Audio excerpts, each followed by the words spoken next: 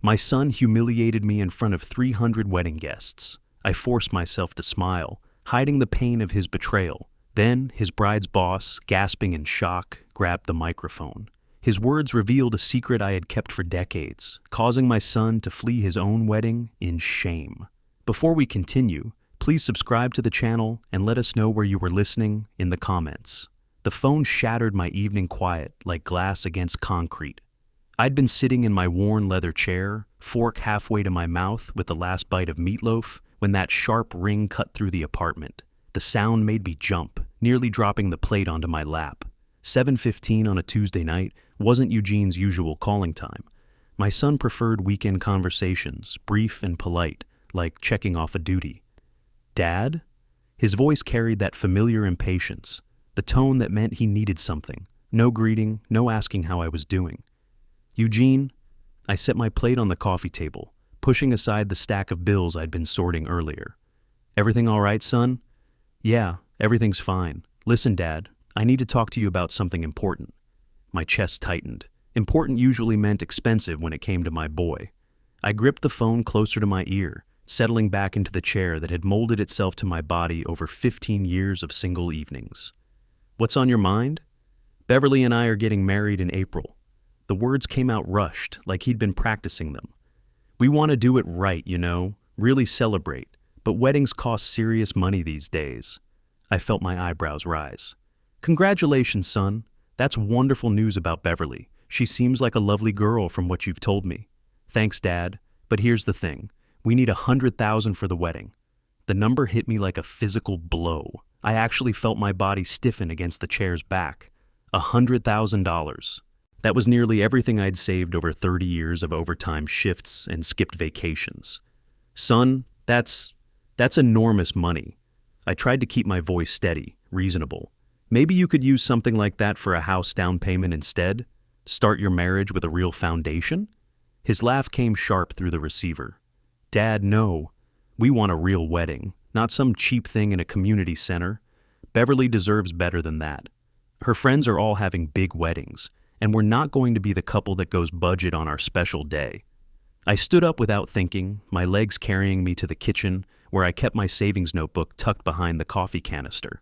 My hands shook slightly as I pulled it out, flipping through pages covered with my careful handwriting, numbers and calculations, years of careful planning. "Eugene, I understand you want everything nice, but Dad, I know you've got the money saved up. You've been putting away cash for years, and it's just sitting there. This is important to me, to us, just sitting there. Like 30 years of sacrifice was nothing more than pocket change collecting dust." I stared at the numbers in my notebook, adding and subtracting in my head. After the wedding money, what would remain wouldn't last me 2 years if something happened to my health. The photograph of Jane caught my eye from its place on the kitchen counter. She was smiling, holding baby Eugene at his christening. What would she tell me to do? I touched the area near my ribs unconsciously, feeling the ridge of scar tissue through my shirt. "Dad, you still there?" "Yes, son, I'm here." I was gripping the phone so tight my knuckles had gone white. "I'm just processing this. Look, I wouldn't ask if it wasn't important. You know that, right?" Did I know that? When was the last time Eugene had called just to talk, just to see how his old man was doing? I couldn't remember. I set the phone down carefully, like it might explode if I moved too quickly. The kitchen table became my battlefield 30 minutes later. Photo albums spread across its surface like evidence in a trial, each one telling the story of sacrifices Eugene had never bothered to notice. Bank statements formed neat piles beside them. Years of modest deposits, careful budgeting, dreams deferred for his sake. My fingers traced the edges of a photograph showing Eugene's 5th birthday. Jane had been gone 3 months by then, and I'd worked double shifts for weeks to afford that bicycle in the background. He'd ridden it twice before losing interest, but his smile in that picture had made every hour of overtime worth it. I pulled out my calculator, punching in numbers with deliberate precision. $100,000. After taxes and the wedding expense, my entire life savings would shrink to maybe $18,000. $18,000 to see me through whatever years remained. The next photo showed Eugene's high school graduation. I remembered sitting alone in that auditorium, watching him accept his diploma while other families filled entire rows. Beverly's parents would probably take up half the wedding venue. How many people would even know the groom's father existed? I stood up, walked to the refrigerator, and poured myself a glass of water. My reflection in the kitchen window looked older than 65, worn thin by decades of putting everyone else's needs first. Jane used to warn me about that. "Ralph, you're too kind for your own good," she'd said during one of our last conversations before the cancer took her. "That boy's going to expect the world from you if you keep giving him everything he wants." She'd been right about so many things. I touched my side again, feeling the scar from the surgery I'd never told Eugene about. Some conversations were too complicated for our brief phone calls. Back at the table, I opened Eugene's baby album. There he was at 6 months, reaching for Jane's face with tiny fingers. She'd loved him so fiercely, had such plans for his future. Would she approve of this wedding expense? Or would she see what I was beginning to see? A pattern of taking without giving that had started early and never stopped. Christmas cards lined another page, showing Eugene's progression from enthusiastic child to distant teenager to absent adult. The last few years, he'd sent generic cards with printed signatures. No personal messages, no updates about his life, no questions about mine. I calculated again, this time factoring in my monthly expenses. Social Security covered the basics, but barely. The money I'd saved was supposed to be my safety net, the buffer between dignity and desperation in my final years. After Eugene's wedding, that buffer would evaporate. The wedding ring on my finger caught the kitchen light. Jane and I had spent $200 on our entire celebration. A simple ceremony at City Hall, followed by dinner at her favorite restaurant. We'd been happy. We'd been grateful for what we had instead of demanding what we couldn't afford. I closed the photo albums one by one, stacking them carefully beside the bank statements. The decision was forming in my mind like a slow sunrise, inevitable and unwelcome. Eugene was my only family, the last connection to the life Jane and I had built together. Losing him meant facing whatever came next, completely alone. The clock on the kitchen wall showed nearly midnight. Somewhere in New York, Eugene was probably asleep, dreaming about his expensive wedding, while his father sat in a dim Detroit kitchen, calculating the cost of love. Morning light filtered through my apartment windows like a pale apology for the sleepless night behind me. I stood at the kitchen counter, watching coffee drip into the pot with mechanical precision. The photo albums still lay on the table where I'd left them, closed now, but somehow still radiating the weight of 30 years' worth of memories. My hands trembled slightly as I reached for my favorite mug. A Father's Day gift from Eugene when he was 12, back when such gestures came naturally. The decision had crystallized somewhere between 3 and 4 in the morning, settling into my chest like sediment in still water. I would give him the money, not because it was wise or because I could afford it, but because he was my son, and sometimes love demands sacrifices that logic cannot justify. I carried my coffee to the living room, setting it down beside the phone. The numbers on the receiver seemed larger than usual, more significant. Each digit of Eugene's number represented another step toward a future I couldn't quite envision. One where my safety net disappeared into tulle and flowers and open bars for people who would forget my son's name within a year. Jane would have understood. She'd always put Eugene first too, even when it meant postponing her own dreams. "He's our legacy, Ralph," she used to say. "Everything else is just details." I picked up the phone, dialing slowly, my finger hesitating over each number like I was defusing a bomb. The ringing sounded different this morning, sharper, more final. "Dad?" Eugene's voice carried surprise, and what might have been irritation. 8 a.m. was early for him on a Wednesday. "Good morning, son." I forced warmth into my voice, practiced the smile that couldn't be seen, but somehow could be heard. "I hope I didn't wake you." "No, it's fine. I was getting ready for work anyway. What's up?" "I've been thinking about our conversation last night." I gripped the couch arm with my free hand, steadying myself for what came next. "About the wedding money." Silence stretched between Detroit and New York. I could almost hear Eugene holding his breath. "I've decided I'll give you the $100,000.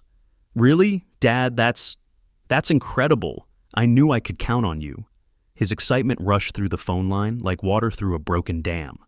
"Beverly's going to be so happy. We can book the venue we really wanted now, and the photographer, and I'm glad I can help make your day special. I interrupted gently, not ready to hear the detailed inventory of how my life savings would transform into a single afternoon's entertainment. You're the best, Dad. Seriously. I'll call the bank today and set up the transfer details. This is going to be the wedding of the century. The wedding of the century. Funded by a retirement account that had taken decades to build and would disappear in a single transaction. I wondered if Eugene had any idea what this money represented. The overtime hours, the skipped dinners out, the repairs I'd done myself instead of hiring professionals. When do you need the funds? I asked, though part of me hoped he might say next year, or maybe never.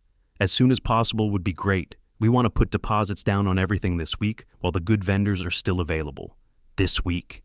The urgency felt like another small wound. Not even time to second guess, to change my mind, to find a middle path that might preserve some fragment of my financial security. I'll go to the bank this afternoon, I heard myself say. Set up whatever transfer you need. Dad, you're amazing. I can't wait to tell Beverly. She's going to flip out. In a good way, you know. I set down my coffee cup, noting absently that I hadn't taken a single sip. The liquid had grown cold while I'd been warming up to the biggest financial decision of my life. Eugene? Yeah? I love you, son. Love you too, Dad, and thanks again. This means everything to us. The dial tone that followed felt like the sound of a door closing somewhere deep in my chest. 2 weeks later, my kitchen table looked like a war zone of paperwork. Bank statements spread across the surface like fallen soldiers, each one marking another battle in my campaign to transform a lifetime of savings into Eugene's perfect day. The cashier's checks lay in neat stacks. Venue deposit, catering, flowers, photography. Numbers that had once represented my security now spelled out someone else's happiness. I picked up the largest check, made out to Grand Plaza Catering for $43,000. My handwriting looked shaky on the signature line, evidence of the tremor that had started in my fingers 2 weeks ago and hadn't stopped since. The bank manager, Mrs. Rodriguez, had worn the same expression funeral directors probably reserve for difficult families. Mr. Walker, this is a substantial withdrawal. May I ask what it's for? My son's wedding. I want everything to be perfect for him. The words had come out steadier than I'd felt inside. She'd leaned forward, her voice dropping to that tone people used when delivering bad news. This leaves very little in your savings account. Are you certain about this decision? Certain. What a luxury that word represented. I'd nodded anyway, watching her process forms that would strip away 3 decades of financial discipline in a single afternoon. Shopping for my wedding outfit had felt like another small humiliation.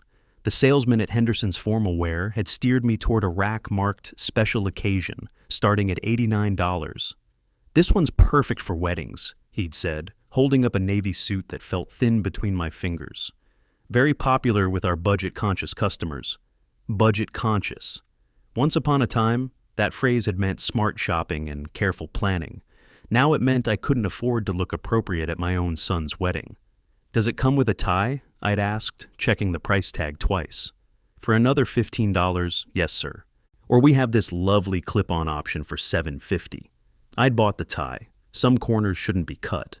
The hotel reservation confirmation sat beside my coffee cup, printed on paper that had already wrinkled from my nervous handling. Comfort Inn Queens, $37 per night, 2-star reviews, 40-minute subway ride to Manhattan. Eugene's wedding party would be staying at the Grand Plaza itself, in suites that cost more per night than I spent on groceries in a month. Packing took 15 minutes. One small suitcase held everything I'd need. The new suit, a fresh shirt, comfortable shoes for walking, and my shaving kit that had traveled with me to exactly 3 places in the past 5 years. The wedding invitation lay on top, printed on paper so thick it felt like fabric. Mr. and Mrs. Harris request your presence, as if I were just another guest instead of the man who'd made it all possible. The Greyhound station smelled like industrial disinfectant and broken dreams. I'd chosen the bus over flying because it saved $200, money I might need for something essential later. The other passengers looked like people who counted every dollar too. Tired workers heading home, students with backpacks held together by duct tape, elderly folks like me who remembered when bus travel meant something different than financial desperation. My seat was near the back, beside a window that had been scratched by decades of travelers staring out at landscapes they couldn't afford to visit properly. I settled in, adjusting my one nice tie, checking my jacket pocket for the hotel confirmation I'd already memorized. The bus lurched forward, carrying me toward a city I'd visited only twice before, toward a celebration that would cost me everything I'd worked for, toward a son who'd probably forgotten to save me a decent seat at his own wedding. Through the scratched window, Detroit's familiar skyline shrank behind us, taking with it the last fragments of the life I'd built so carefully, one overtime shift at a time. Penn Station hit me like stepping into a hurricane of noise and motion. Bodies streamed past in currents I couldn't navigate, each person moving with the confidence of someone who belonged in this concrete maze. My suitcase wheels caught on every crack and seam, announcing my out-of-town status with each awkward stumble. The hotel address crumpled in my sweaty palm had become my lifeline. Comfort Inn, Queens. Take the 7 train to Junction Boulevard.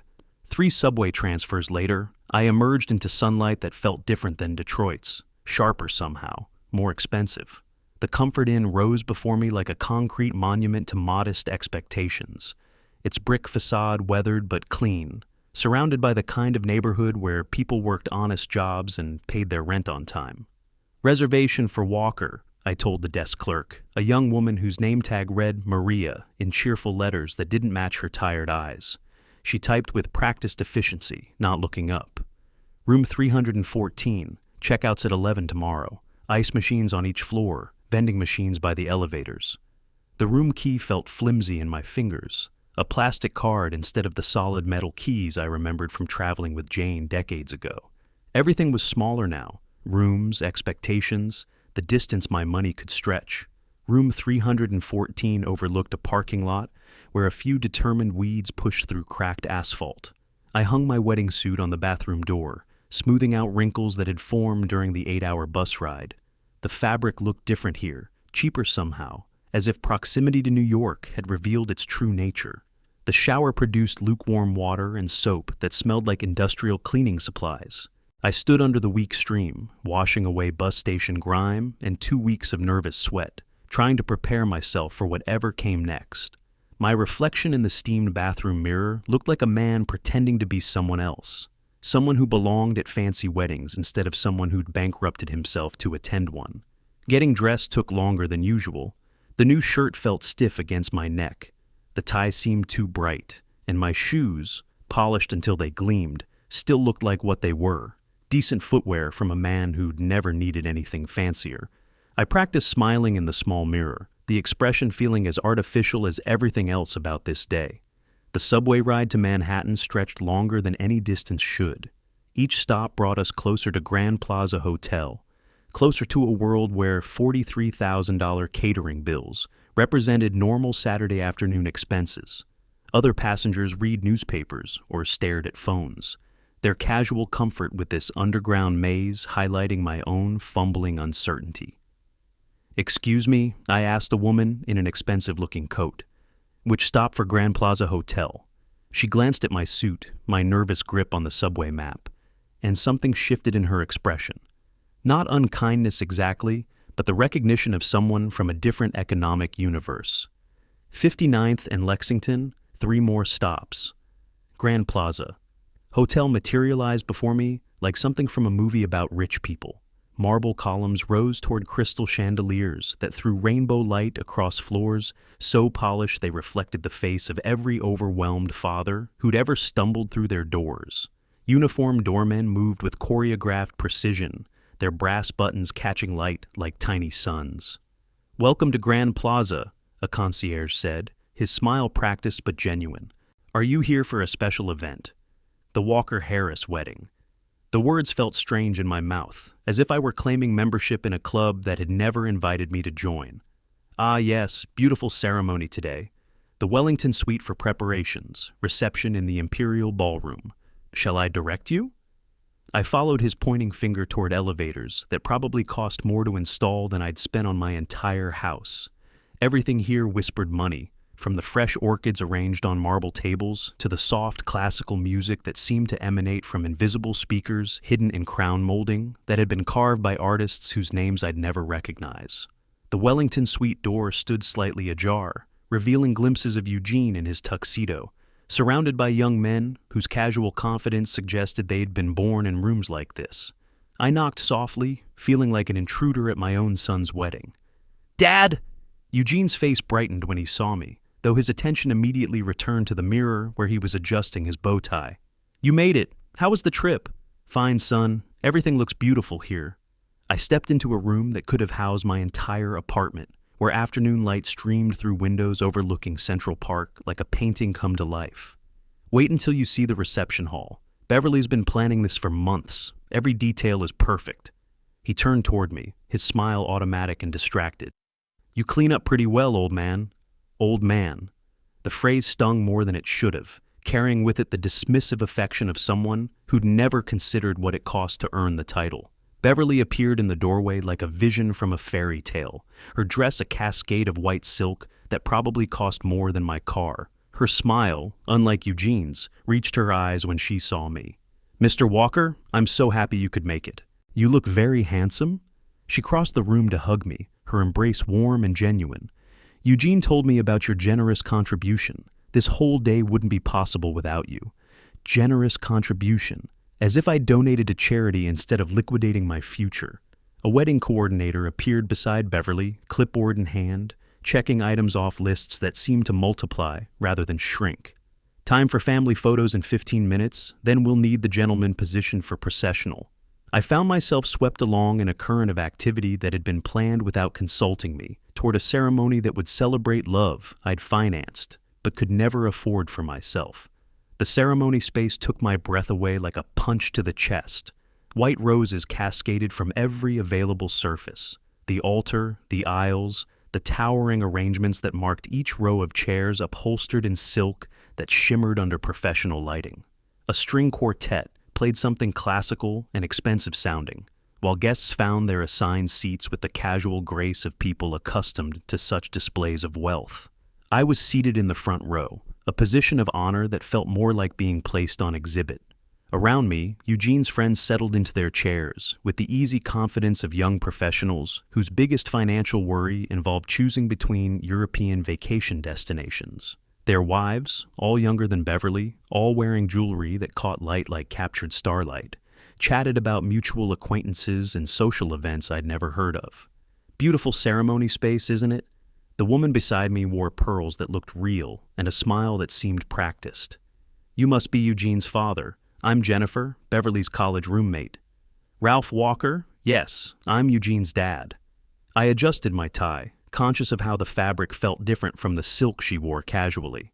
"He's such a lovely young man. You should be very proud." She gestured toward the altar where Eugene stood in his perfectly fitted tuxedo, looking like he belonged in this gilded world. "This venue must have cost a fortune, but it's worth every penny for a day like this." A fortune? She had no idea how accurate that assessment was. Music swelled through invisible speakers, and the guests rose as one choreographed movement. Beverly appeared at the ceremony room's entrance, transformed into something beyond beautiful, a princess stepping from a storybook into reality. Her father, distinguished in his perfectly tailored morning coat, offered his arm with the pride of a man who could afford to give his daughter everything she'd ever dreamed of. I watched my son's face as his bride walked toward him, saw the emotion that made his features younger and more vulnerable than I'd seen in years. This was worth it, I told myself. This moment of pure happiness justified every sacrifice, every empty bank account, every sleepless night spent calculating what remained of my financial security. The ceremony itself passed in a blur of professional photography and meaningful glances between people who'd grown up expecting their special days to unfold in spaces like this. Eugene spoke his vows with conviction. Beverly responded with tears that sparkled like the crystals hanging overhead. And I felt something complex twist in my chest. Pride and love mixed with the growing awareness that I was witnessing a world I'd paid to enter but would never truly belong to.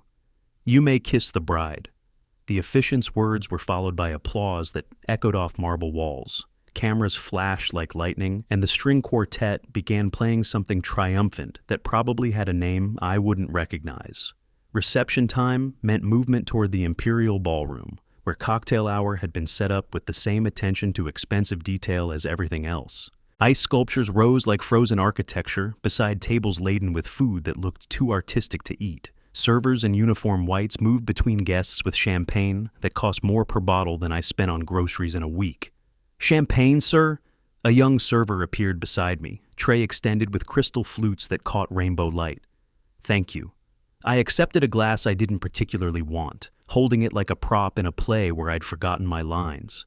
Beverly's parents held court near one of the elaborate food displays, surrounded by friends whose conversation referenced vacation homes and charity galas and children attending colleges whose names alone commanded respect. Beverly's father, a man whose handshake suggested successful business dealings and country club memberships, spotted me across the room. "Ralph, come meet some of Beverly's family." His voice carried the easy authority of someone accustomed to being obeyed. "Everyone, this is Eugene's father, the one who made this beautiful celebration possible. Made it possible." The phrase felt like being thanked for donating organs while still alive. Introductions blurred together. Beverly's uncle, who owned something in commercial real estate. Her cousin, who'd recently returned from a month in Tuscany. Family friends whose casual references to "our place in the Hamptons" suggested wealth so comfortable it had become invisible to its owners. "You must be so proud," Beverly's mother said, her smile warm, but her eyes appraising my off-the-rack suit, with the trained observation of someone who'd learned to read social status and fabric choices and accessory quality. "Eugene is such a success. IT management pays so well these days." "Yes, he's done well for himself." I sipped champagne that tasted expensive and left me feeling more out of place rather than less. Dinner service began with the subtle efficiency of professional catering, guests flowing from cocktail area to the main ballroom, where tables had been set with china so fine it seemed transparent. My assigned seat was at the head table, positioned between Eugene's college roommate and Beverly's aunt, close enough to the microphone to hear every word clearly when the speeches began. Crystal stemware reflected candlelight from centerpieces that towered above our heads like floral skyscrapers. The first course appeared before us, something with expensive-looking greens and edible flowers that probably cost more than most people's entire meals. Conversation flowed around me in currents I couldn't join, references to people and places and experiences that belonged to a different economic atmosphere entirely. Eugene rose from his seat as dinner service concluded, reaching for the microphone with the confidence of someone addressing friends rather than a room full of near strangers. The room quieted expectantly, 200 faces turning toward the head table, where my son prepared to speak about the day, about love, about the family that had made this celebration possible. I set down my barely touched champagne and watched my boy prepare to address his wedding guests, my heart beating with pride and apprehension in equal measure. "Thank you all for being here tonight to celebrate with Beverly and me." Eugene's voice carried easily through the sound system, confident and warm as he surveyed the room full of friends and family. I straightened in my chair, pride swelling in my chest as I watched my son command attention with the natural ease of someone born to public speaking. This was my moment too, the father being honored, the man whose sacrifice had made this magical evening possible. This day wouldn't be possible without so many wonderful people, and I want to take a moment to thank some special individuals. Eugene's smile broadened as he adjusted the microphone, settling into his role as gracious host. First, to Beverly's parents, who raised the most incredible woman I've ever met. Applause rippled through the room. Beverly's father raised his champagne glass in acknowledgement, her mother beaming with the satisfaction of parents who'd never doubted their ability to provide everything their daughter deserved. And I especially want to thank my father, Ralph Walker. Eugene's gaze found me across the head table, and I felt my heart swell with anticipation. "Dad, please stand up." I rose slowly, my legs unsteady beneath me, aware of 200 pairs of eyes turning in my direction. Cameras flashed like distant lightning, capturing what should have been one of the proudest moments of my life. Finally, in his retirement, Dad managed to save up some money to pay for this wedding. Eugene's words hit me like physical blows, each syllable stripping away the dignity I'd imagined this moment would hold. Growing up, we lived like typical middle-class people, nothing fancy, just getting by on what we had. The room's atmosphere shifted subtly, some guests chuckling at what they perceived as charming family humor. I remained standing, frozen in place, as my son continued his public dissection of our life together.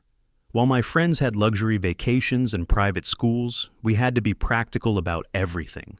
Eugene's tone carried no malice, just the casual dismissal of someone recounting mildly amusing childhood memories.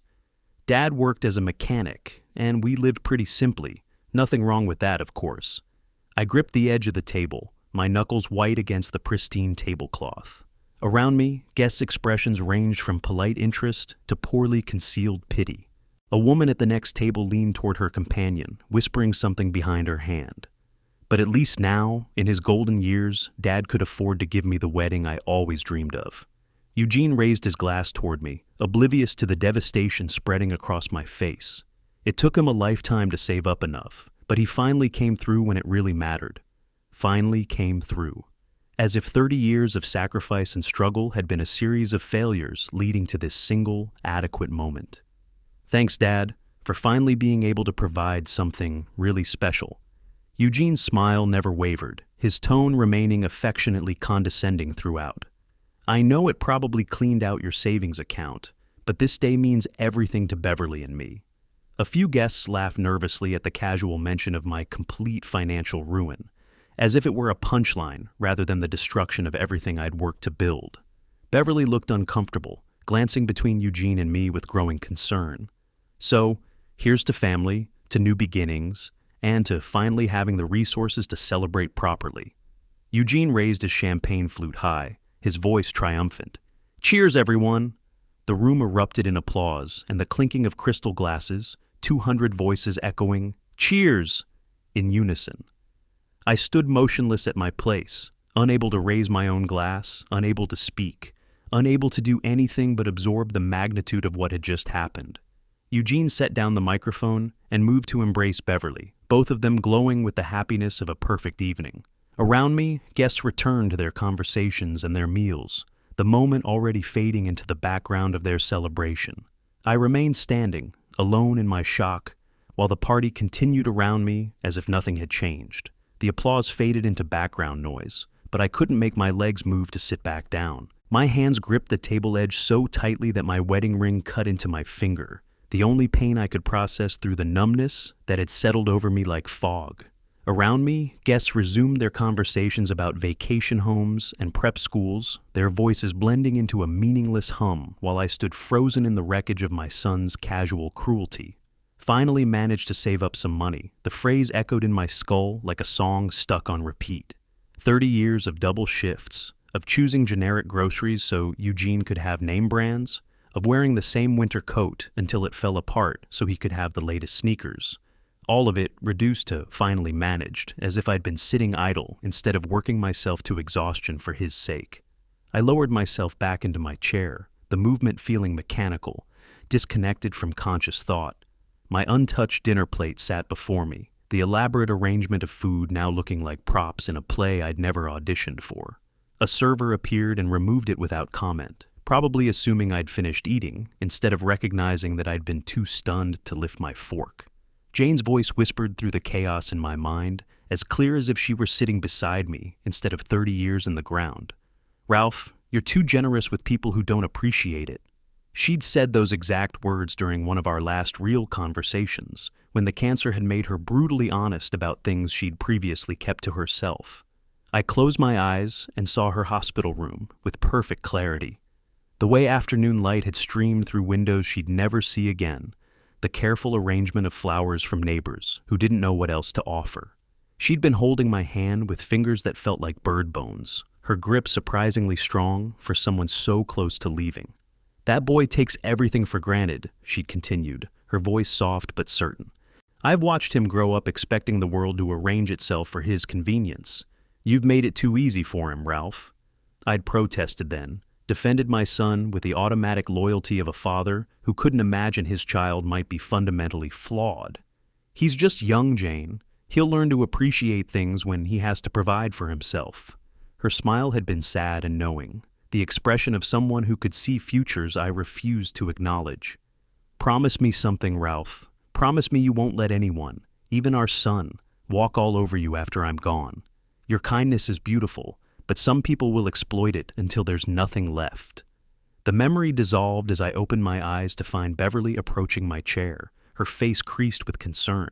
She'd noticed what Eugene had missed entirely, that his father had been destroyed rather than honored by his public speech. "Mr. Walker, are you feeling all right?" Her voice carried genuine worry, the instinctive compassion of someone trained to recognize when another person was in distress. "You look very pale." "I'm fine, dear." The lie came out automatically, a lifetime of protecting others from my own struggles. "Just tired from the travel, I think." She studied my face with the practiced observation of someone who'd learned to read beyond surface responses. "Would you like some water? Or maybe some fresh air?" Fresh air. The idea of escaping this room full of people who'd just witnessed my public humiliation felt like salvation, but I couldn't make myself move. Where would I go? Back to my $37 hotel room to count the remaining $18,000 that would have to last me the rest of my life. "I think I'll just sit here for a moment," I managed, my voice sounding hollow, even to my own ears. Beverly hesitated, clearly wanting to help, but uncertain how to proceed. Eugene appeared beside her, his arms sliding around her waist, with the casual possessiveness of new marriage, his face still glowing with the satisfaction of a successful speech. "Great party, right, Dad?" His smile was brilliant and completely oblivious. "I think that went really well. Everyone loved the family stories." Family stories.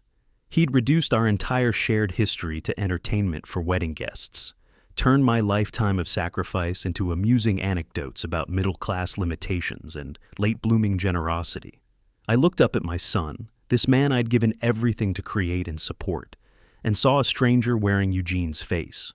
Slowly, I lifted my gaze from the empty space where my dinner plate had been, forcing myself to survey the room around me. The reception continued its expensive celebration, guests laughing and drinking wine that cost more per bottle than I spent on food in a week.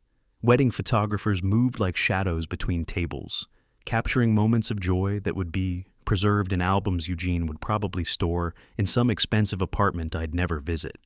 Everything sparkled, the crystal, the jewelry, the faces of people who'd never wondered whether they could afford their next meal.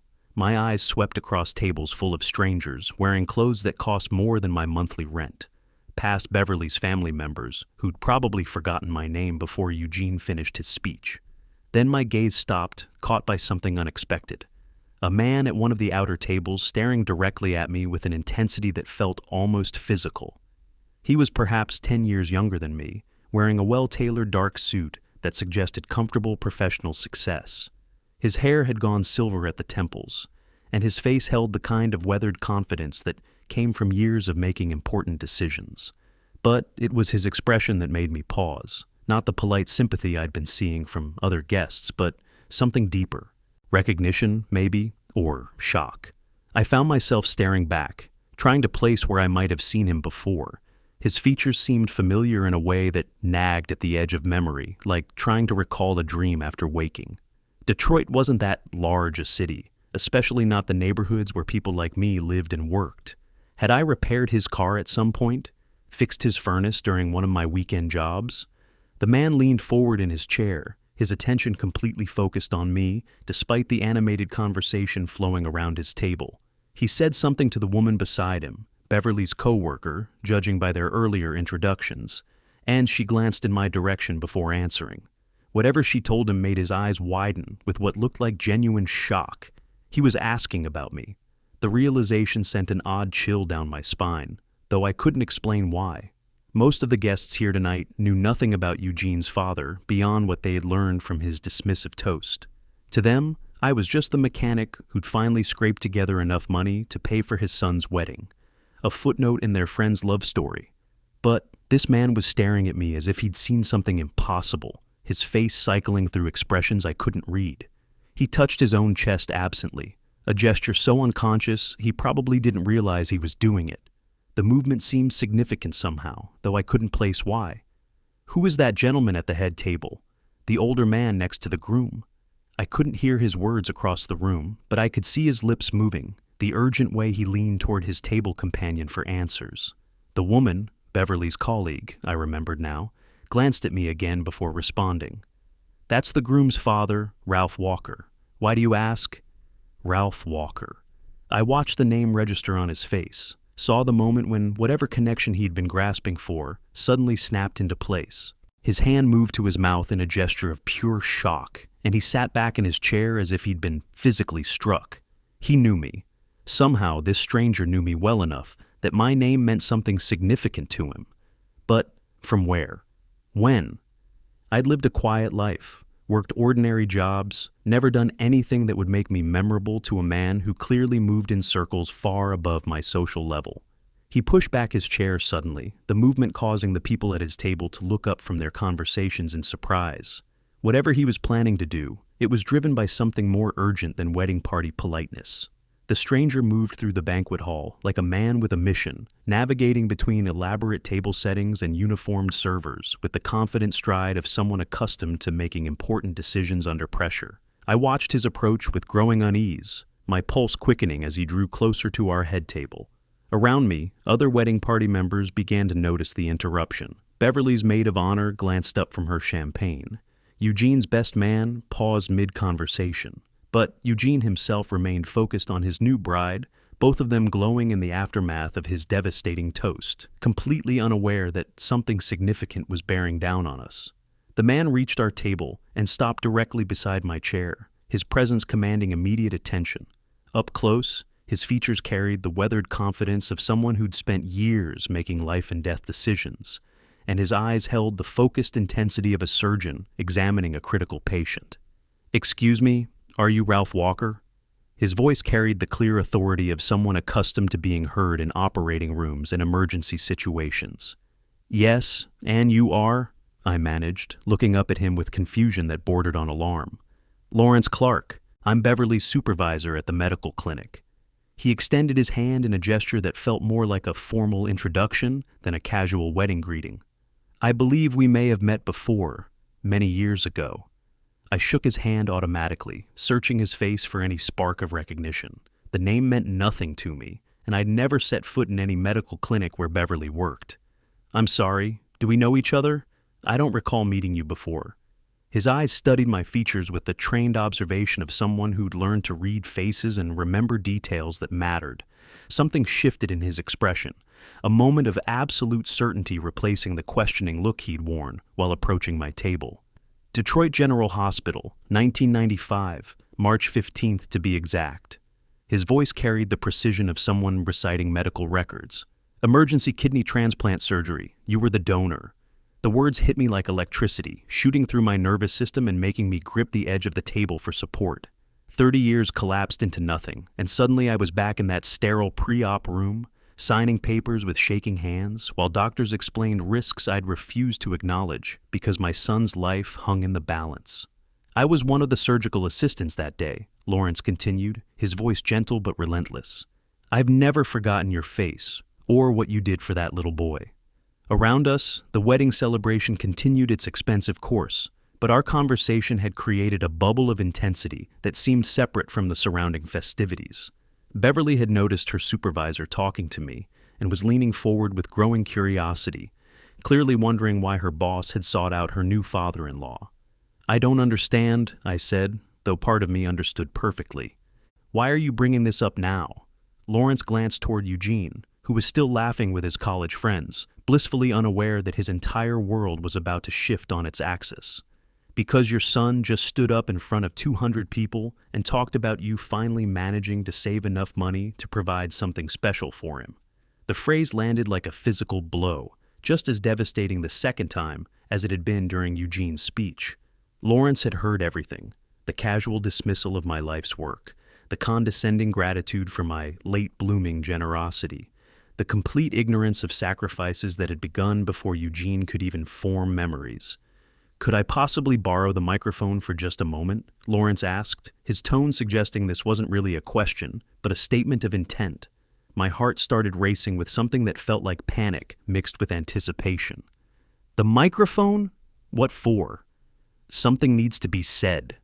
His voice carried the quiet determination of someone who'd witnessed an injustice too profound to ignore. "Some truths need to be shared." I stared at him, understanding dawning with the slow horror of watching an avalanche begin its descent. He was going to tell them, all of them. The entire wedding assembly was about to learn the secret I'd kept buried for 30 years. The sacrifice I'd never wanted my son to carry as a burden. Lawrence was already moving toward the DJ booth, his medical professionals bearing, commanding immediate attention from the wedding staff. I watched in frozen fascination as he approached the sound system, my voice trapped somewhere between my lungs and my throat. "Sir, excuse me," I heard him say to the DJ. "Could I use your microphone briefly? It's important medical information that needs to be shared." The DJ looked confused but handed over the microphone with the automatic deference people showed to anyone speaking with Lawrence's particular brand of professional authority. Lawrence tested the microphone with a brief tap, the sound echoing through the banquet hall's expensive acoustics and causing conversations to pause as guests turned toward this unexpected interruption. I sat paralyzed in my chair, watching this stranger prepare to expose the most private chapter of my life to a room full of people who'd just witnessed my public humiliation. "Excuse me, ladies and gentlemen, if I could have your attention for just a moment." Lawrence's voice carried easily through the sound system, cutting through conversations and drawing the focus of 200 wedding guests like iron filings to a magnet. The banquet hall's ambient noise, clinking silverware, quiet laughter, the soft jazz that had been providing background elegance, gradually faded into expectant silence. "My name is Lawrence Clark, and I'm Beverly's supervisor at the hospital where she works." He spoke with the clear, measured cadence of someone accustomed to delivering important information under pressure. "I apologize for interrupting your celebration, but something needs to be said tonight." Eugene looked up from his conversation with annoyance, clearly irritated that someone was stealing focus from his perfect wedding reception. Beverly appeared confused, glancing between her boss and me with growing concern.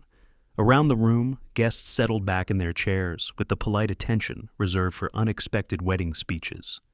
30 years ago, I was working as a surgical assistant at Detroit General Hospital. Lawrence paused, letting the historical context settle over his audience.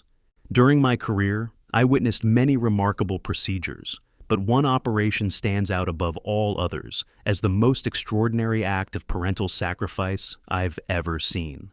My blood felt like it had turned to ice water.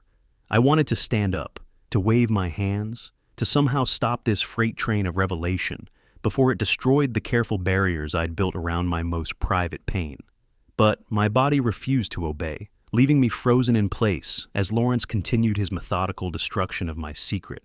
A 5-year-old boy was dying of kidney failure, the family had no insurance, limited resources, and time was running out. Lawrence's voice carried the weight of someone reliving a profound memory. The only option was an immediate transplant from a living donor, and the risks to the donor were substantial, much higher than they would be today. Eugene's face had shifted from annoyance to confusion as the story began to feel personal. Other guests leaned forward in their seats, sensing that this wasn't just random medical history, but something directly connected to the evening's celebration. The boy's father volunteered without hesitation.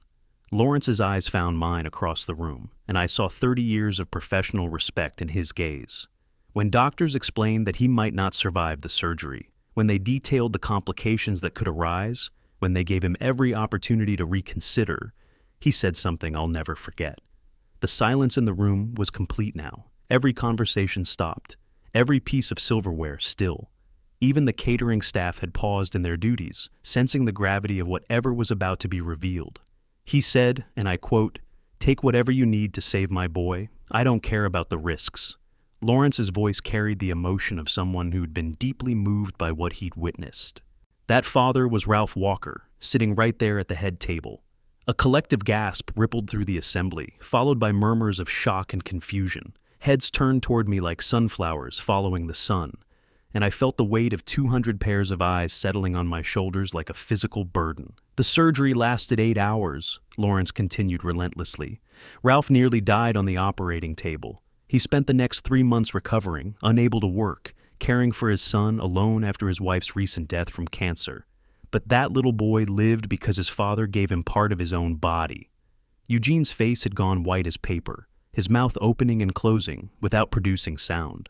Beverly's hand was pressed to her chest, her eyes wide with dawning comprehension of what she was hearing.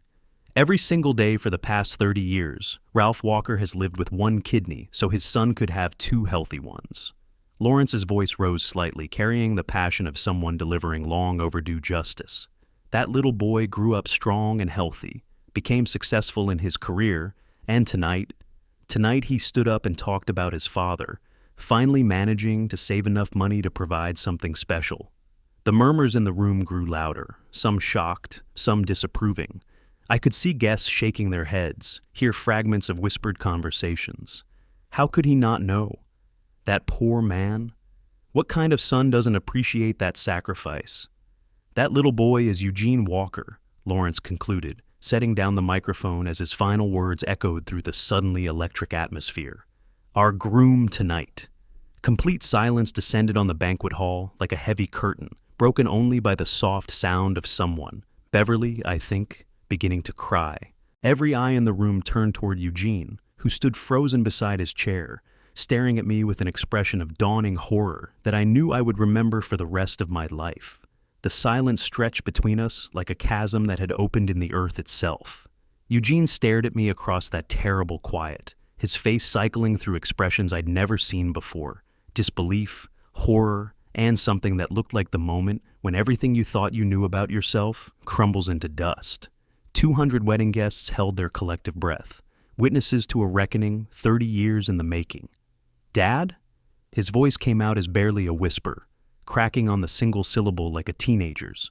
Is that true?" I looked at my son, this man I'd raised, sacrificed for, loved unconditionally, and felt something shift in my chest. Not anger exactly, but a kind of weary recognition that the truth, once released, could never be captured again. "Yes, son, it's true." Eugene's legs seemed to give out beneath him. He stumbled toward my chair, gripping the table edge for support, his expensive tuxedo suddenly looking like a costume he'd borrowed for a play he didn't understand.